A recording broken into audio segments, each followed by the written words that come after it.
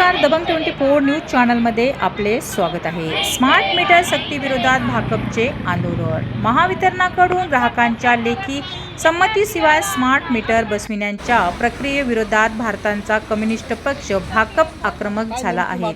अमरावतीतील महावितरणाच्या अधीक्षक अभियंता कार्यालयासमोर आंदोलन करत पक्षांच्या पदाधिकाऱ्यांनी निवेदन सादर केले आहेत।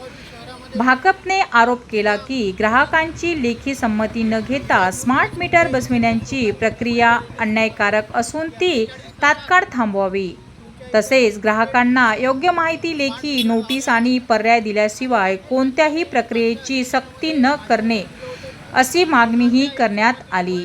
यावेळी राज्य कमिटी सदस्य कॉम्रेड सुभाष पांडे, जिल्हा सचिव कॉम्रेड रमेश सोनुने आणि शहर सचिव कॉम्रेड राजेंद्र भुंबरे यांनी स्मार्ट मीटरच्या माध्यमातून वीज वितरण व्यवसायांच्या खाजगीकरणाचाही प्रयत्न होत असल्याचा आरोप केला। इतर राज्यामध्ये वाढीव वीज बिले आणि प्रीपेड व्यवस्थेमुळे ग्राहकांना अडचणी निर्माण झाल्याचाही दावा त्यांनी केला। सक्तीने स्मार्ट मीटर बसविण्याचा प्रयत्न झाल्यास लोकशाही मार्गाने तीव्र जन आंदोलन उभारण्याचा इशाराही भाकपने दिला।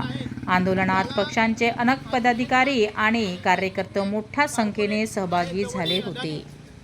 मेरा नाम रेहाना खान है। आज यहाँ पे हम स्मार्ट मीटर प्रीपेड जो लगाने की योजना मोदी सरकार और अंबानी सरकार की चल रही है उसको रद्द करने के लिए आए हैं, क्योंकि स्मार्ट मीटर का बिल इतना ज़्यादा आ रहा है। एक मीटर मेरे घर के बाजू में लग चुका है, 5 से 6 हज़ार तक के मीटर का बिल आ रहा है। अगर वो बिल नहीं भरते हैं तो मीटर एक दिन के लिए लाइन बंद कर देते हैं। दिन भर हमको अंधेरे में रहना पड़ता है, तब लाइन का बिल भरेंगे 11,000 10,000, तब वो लाइन चालू करते। अभी वो मोबाइल रिचार्ज पर लाइन चालू मीटर लगाने की योजना कर रहे हैं।